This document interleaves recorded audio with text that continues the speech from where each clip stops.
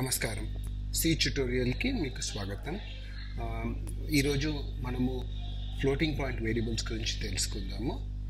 ఇంతకుముందు మనము integer variables గురించి తెలుసుకున్నాము. ఈ క్లాస్లో ఫ్లోటింగ్ అండ్ క్యారెక్టర్ వేరియబుల్స్ గురించి తెలుసుకుందాము.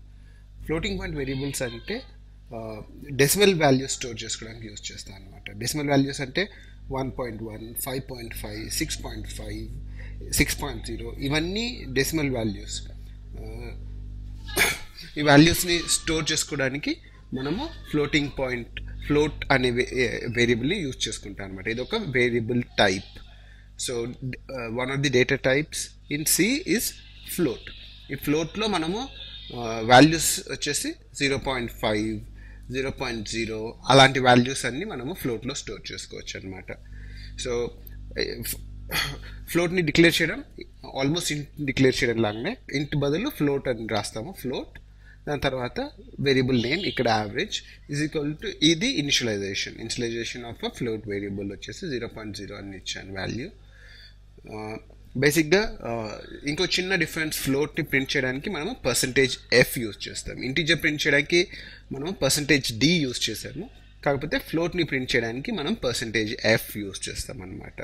సో ఫ్లోట్ అనేది ఒక వేరియబుల్ టైప్, ఒక డేటా టైప్ ఇన్ సి. దాంట్లో మనము డెసిమల్ వాల్యూస్ అంటే 1.1, 2.2, 3.1, 5.1 అలాంటి వాల్యూస్ స్టోర్ చేసుకోవచ్చు. ఒక ఫ్లోట్ని ప్రింట్ చేయాలంటే మనం %f అని యూజ్ చేస్తాము. ఇంటీజర్ ప్రింట్ చేయడానికి %d యూజ్ చేసినట్టే ఫ్లోట్ని ప్రింట్ చేయడానికి %f యూజ్ చేస్తాము. మనం ఒక చిన్న ప్రోగ్రామ్ రాస్తాము.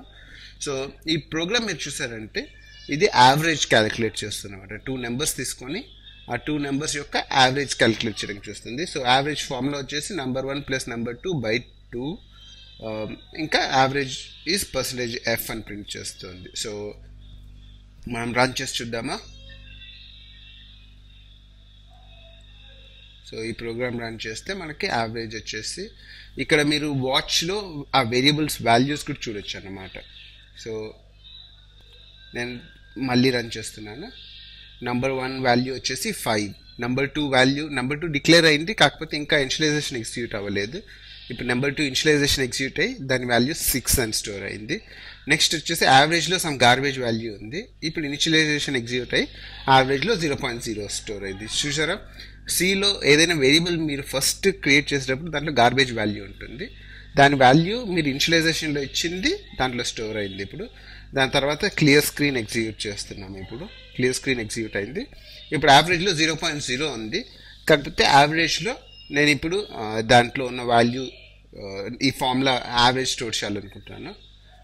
యావరేజ్ వచ్చేసి 8.0 వచ్చింది. నేను 5 + 6 / 2 అంటే 5.5 ఎక్స్పెక్ట్ చేశాను, కాకపోతే 8.0 వచ్చింది. ఆ వాల్యూ ఎందుకు తప్పుగా వచ్చింది అనేది మనం చూద్దాం మెల్లిగా. దాని తర్వాత printf యావరేజ్లో ఉన్న వాల్యూని ప్రింట్ చేయడానికి ట్రై చేస్తున్నాం. సో యావరేజ్ ఈజ్ 8.0 అని ప్రింట్ అయింది. నెక్స్ట్ స్టేట్మెంట్ వచ్చేసి మీకు ఒక కాంప్లెక్స్ printf స్టేట్మెంట్ అనమాట. మీరు చూస్తే అది ఏం చూపెడుతుందంటే average of % and %d and %d is %f and pass చేసే పారామీటర్ వచ్చేసి number 1, number 2, number average. So ఇది ఎలా వర్క్ అవుతుందంటే ఫస్ట్ %dలో నెంబర్ 1, సెకండ్ %dలో నెంబర్ 2, నెక్స్ట్ ఇక్కడ ఫ్లోటింగ్ పాయింట్ కాబట్టి %f, యావరేజ్, థర్డ్ వేరియబుల్ మనము ఫ్లోటింగ్ పాయింట్ వేరియబుల్ యావరేజ్ ఇచ్చాము. సో ఇక్కడ ఏమని ప్రింట్ అవుతుందంటే యావరేజ్ ఆఫ్ 5 and 6 ఈజ్ ఇప్పుడున్న వాల్యూ 8.0. 8.0 తప్పు వాల్యూ. యాక్చువల్గా ఏం ప్రాబ్లం అనేది మనం మెల్లిగా చూద్దాము. ఇప్పటికీ ఇది ఈ లైన్ ఎగ్జిక్యూట్ చేశానంటే యావరేజ్ ఆఫ్ 5 and 6 ఈజ్ 8.00 అని ప్రింట్ అయింది. సో బేసిక్గా ఒక ఒక ఫ్లోటింగ్ పాయింట్ నెంబర్ చూసాము. దాని తర్వాత యావరేజ్ ఎలా క్యాలిక్యులేట్ అవుతుంది, ఫ్లోటింగ్ పాయింట్ వేరియబుల్ని ఎలా ప్రింట్ చేయాలి అనేది మనం చూసాం. ఇప్పుడు మనము ఇందాక యావరేజ్ వాల్యూ వచ్చేసి తప్పుగా ఉంది. ఎందుకు తప్పుగా ఉంది అంటే యాక్చువల్గా ప్రెసిడెన్స్ అనేది మనం లాస్ట్ క్లాస్లో డిస్కస్ చేసాం కదా. యాక్చువల్గా స్లాష్ అండ్ స్టార్ వచ్చేసి అంటే division and multiplication have higher precedence than subtraction and addition. So దానివల్ల ఇది ఎలా ఎగ్జిక్యూట్ అయిందంటే ఫస్ట్ నెంబర్ / 2 ఎగ్జిక్యూట్ అయిందనమాట. సో నెంబర్ 2లో వాల్యూ ఏముంది 6, 6/2 అంటే 3, దానికి నెంబర్ 1 యాడ్ అయింది. సో దాని తర్వాత ఆ వాల్యూ వచ్చేసి 3 అనే వాల్యూ వచ్చేసి number 1, that is 5. So 5 + 3 8. So average వచ్చేసి 8 అయింది. మనము మనకు కరెక్ట్గా వర్క్ అవ్వాలి అంటే ఈ బ్రాకెట్ మనం పెట్టాలన్నమాట. సో ఈ బ్రాకెట్ పెడితే ఫస్ట్ నెంబర్ 1 + నెంబర్ 2 క్యాలిక్యులేట్ అవుతుంది, దాని తర్వాత డివైడ్ బై 2 జరుగుతుంది అనమాట. సో ఇప్పుడు ఇది రన్ చేసి చూద్దామా. సో 5కి 6కి యావరేజ్ వచ్చేసి 5.5. ఇప్పుడు 5.5 అనే వాల్యూ వస్తుందేమో చూద్దామా. ప్రోగ్రామ్ రన్ చేద్దామా. డీబగ్ మోడ్లో మళ్ళీ రన్ చేస్తున్నాను ఈ ప్రోగ్రామ్ని. సో F7 నెంబర్ 1 నెంబర్ 2 యావరేజెస్లో ఇనిషియలైజ్ అయిపోయే వాల్యూస్ క్లియర్ స్క్రీన్ అవుతుంది. నెక్స్ట్ యావరేజ్ వాల్యూ క్యాలిక్యులేట్ అయ్యి యావరేజ్లో మీరు ఇప్పుడు చూస్తే 5.0 స్టోర్ అయింది. మనం ఎక్స్పెక్ట్ చేస్తున్న వాల్యూ 5.5, కాకపోతే 5.0నే స్టోర్ అయింది. ఈ ప్రోగ్రామ్ రన్ చేసి చూద్దామా. నెంబర్ 1 నెంబర్ 2లో 6 వాల్యూ స్టోర్ అయింది, యావరేజ్లో 0.0 క్లియర్ స్క్రీన్ అవుతుంది. నెక్స్ట్ వచ్చేసి యావరేజ్లో 5.0 స్టోర్ అయింది. ఇప్పుడు మీరు చూసారంటే యాక్చువల్గా మనం ఎక్స్పెక్ట్ చేస్తుంది 5.5, కాకపోతే 5.0 మాత్రమే స్టోర్ అయింది. అది ఎందుకు 5.0గా వచ్చిందని మనం డిస్కస్ చేద్దాము. దాని తర్వాత ప్రింట్ ఆఫ్ యావరేజ్, దాని తర్వాత average of 5 and 6 is 5. So ఇప్పుడు యాక్చువల్గా మీరు ఏదైనా ఆపరేషన్ చేశారంటే ఆపరెంట్స్ అనే దాన్ని బట్టి రిజల్ట్ డిసైడ్ అవుతుంది అనమాట. ఇక్కడ నెంబర్ 1 and నెంబర్ 2 వచ్చేసి ఇంటీజర్స్. సో ఇక్కడ మీరు చూసారంటే నెంబర్ 1 and నెంబర్ 2 రెండు కూడా ఇంటీజర్ ఆపరెంట్స్. సో ఈ ఇంటీజర్ ఆపరెంట్స్ అంటే just number values. So any operation between integers will always result in a integer. So ఇప్పుడు ఈ రెండింటిని ఇంటీజర్ ఇక్కడ చూసారంటే ఇంట్ ప్లస్ ఇంట్ చేస్తున్నాం. నెంబర్ 1 + నెంబర్ 2 చేసాం కాబట్టి దాని రిజల్ట్ కూడా ఇంట్. దాని తర్వాత ఏం చేస్తున్నాం అంటే ఇంకొక ఇంట్ని మనం వీఆర్ డివైడింగ్ బై 2 అనేది కూడా ఒక ఇంటీజర్ వాల్యూ. సో దీని రిజల్ట్ కూడా ఇంటీజర్. సో సి ఏం చేస్తుందంటే 5 + 6 11 క్యాలిక్యులేట్ చేసిన తర్వాత 11/2 వాల్యూ వచ్చేసి 11 వచ్చేసి ఇంటీజర్, 2 వచ్చేసి ఇంటీజర్. సో 11/2 రిజల్ట్ కూడా ఇంటీజర్ అనమాట.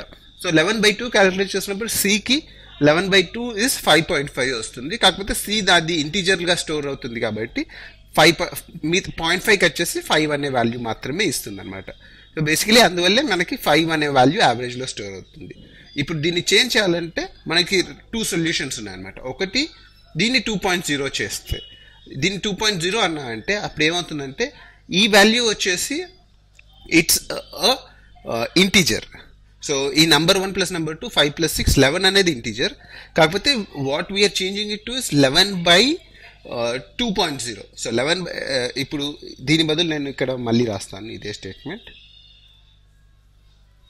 ఇప్పుడు దీని బదులు నేను ఏం చేస్తాను అంటే average is equal to number 1 + number 2/2.0.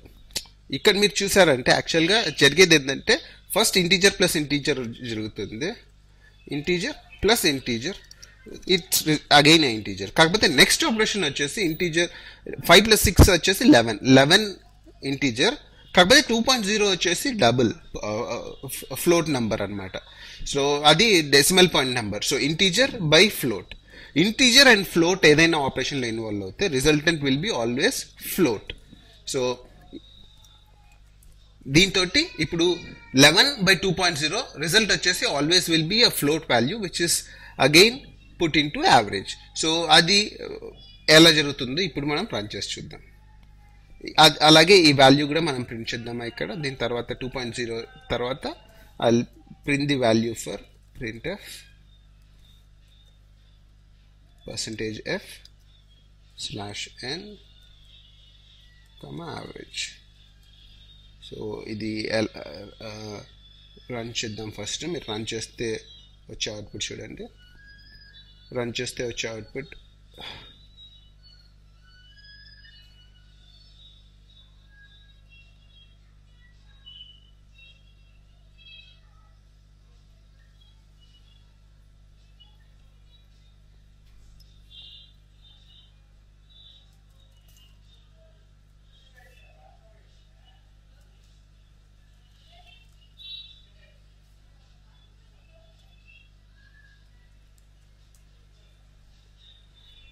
ఇప్పుడు మీరు రన్ చేసినప్పుడు వచ్చిన అవుట్పుట్ చూసారంటే 5.5 అని వచ్చింది.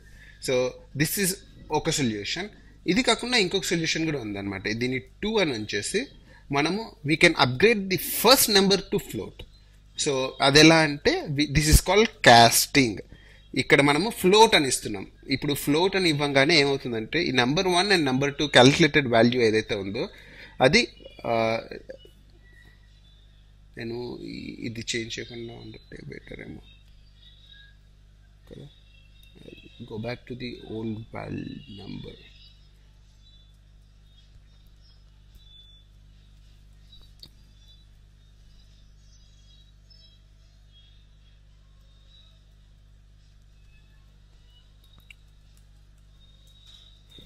ఇలా కాకుండా ఇంకొక విధంగా కూడా మనము ఈ రిజల్ట్ అచీవ్ చేయొచ్చు. నేను ముందరున్నది మళ్ళీ రాస్తున్నాను. Number 1 plus number 2 by 2. So దీని వాల్యూ వచ్చేసి 5 అని వచ్చేది మనకి. అలా కాకుండా మనము